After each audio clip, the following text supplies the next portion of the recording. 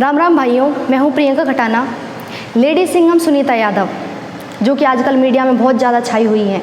तो आखिर कौन है सुनीता यादव, जिसका चर्चा आजकल मीडिया में छाया हुआ है, और आखिर इतनी सुर्खियां वो क्यों बटोर रही हैं? तो जिन भाइयों को नहीं पता, जिन साथियों को नहीं पता, उन्हें मैं जानकारी के लिए बता दूं कि सुनीता यादव सीकर जिला राजस्थान की रहने वाली हैं और वो इस समय गुजरात पुलिस में लेडी कांस्टेबल के रूप में तैनात हैं। सुनीता यादव हमेशा की तरह अपनी ड्यूटी कर रही थी, ईमानदारी से अपनी ड्यूटी निभा रही थी। रात के 11-12 बज रहे थे, तब उन्होंने देखा कि एक गाड़ी जिसको एक लड़का चला रहा था, जो कि ट्रैफिक नियमों का उल्लंघन कर रहा था।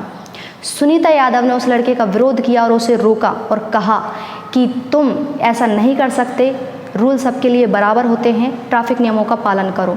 तो उस लड़के ने कहा कि तुम्हें शायद नहीं पता कि मैं एक मंत्री का बेटा हूँ और तुम्हारी औकात नहीं है मुझे रोकने की। अगर मैं चाहूँ तो साल के 365 दिन तुम्हें ऐसे ही सड़क पर खड़ा रहने पर मजबूर कर सकता हूँ।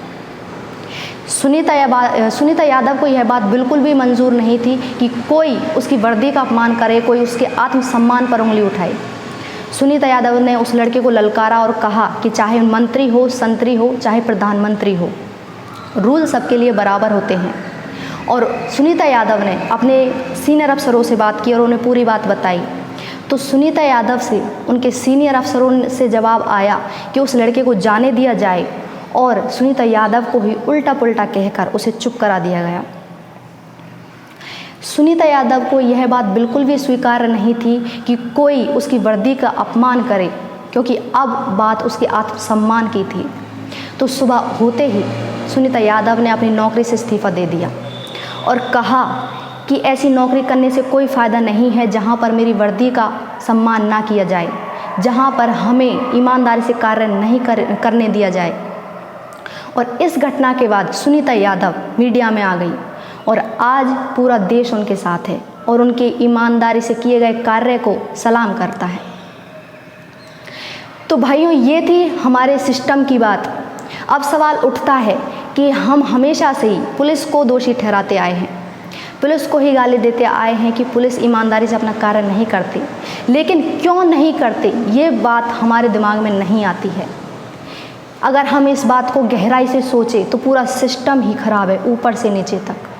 क्योंकि नीचे के लोग, नीचे के अफसर वही कार्य करते हैं जो उन्हें ऊपर से आदेश दिए जाते हैं। और ऊपर कौन बैठे हैं ये हम अच्छे से जानते हैं, मंत्री, संतरी, प्रधानमंत्री जी।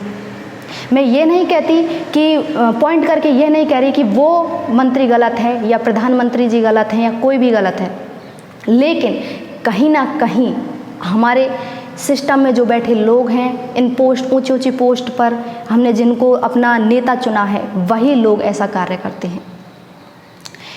अगर गहराई से सोचा जाए तो विकास दुबे के साथ भी यही परिस्थिति थी। विकास दुबे का एनकाउंटर करा दिया गया, जैसे आप अच्छे से जानते हैं। अगर उसका एनकाउंटर ना करके उससे वह जानकारी ली जाती कि उसने वह कार्य जो कि इनलीगल थे वो किसके लिए किए, किसके कहने पर किए, तो शायद पुलिस उन लोगों तक पहुंच सकती थी, उन मंत्रियों तक पहुंच सकती थी जिन लोगों ने हमारे भारत में भ्रष्टाचार फैला रखा है। क्योंकि विकास दुबे शुरू में एक छोटा मोटा गुंडा था, और हम सभी जानते हैं कि जब कोई भी गुंडा बड़ा गुंडा बनता है तो उससे पहले वो छोटी मोटी चोरियां या छोटी मोटी ही घटनाएं उसकी सामने आती हैं, और अगर उसे उसी समय पर दबा दिया जाए, उसी समय पर उसे सज़ा सुना दी जाए तो शायद वो आगे ना करे। लेकिन हमारे ही सिस्टम में बैठे मंत्री, संतरी उन्हें बढ़ावा देते हैं और उनसे वही कार्य करवाते हैं ताकि मंत्रियों को इससे मुनाफा हो सके, और उन्हें प्रोटेक्शन देते हैं। और अगर कोई सुनीता यादव जैसे ईमानदार ऑफिसर उनका विरोध करते हैं तो उन्हें ही चुप करा दिया जाता है। विकास दुबे की इतनी हिम्मत हो गई कि उसने 8 पुलिसकर्मियों की हत्या कर दी। तो भाइयों, हमें ये सवाल अब सरकार से करने होंगे।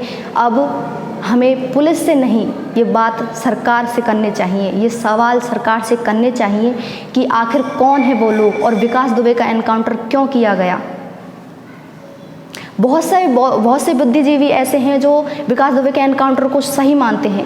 लेकिन भाइयों, एक बात सोचने की बात है कि हम सभी जानते हैं कि विकास दुबे गलत था और उसके कर्मों की सज़ा उसे मिलनी चाहिए थी, लेकिन उससे पहले उससे वह जानकारी क्यों नहीं ली गई जिससे ये पता चले कि उसने किस किस के लिए काम किया था, किन मंत्रियों के लिए काम किया था। और हम सभी जानते हैं कि बिना मंत्रियों की शय के कोई भी गुंडा इतना बड़ा कार्य नहीं कर सकता। लेकिन कुछ बुद्धिजीवी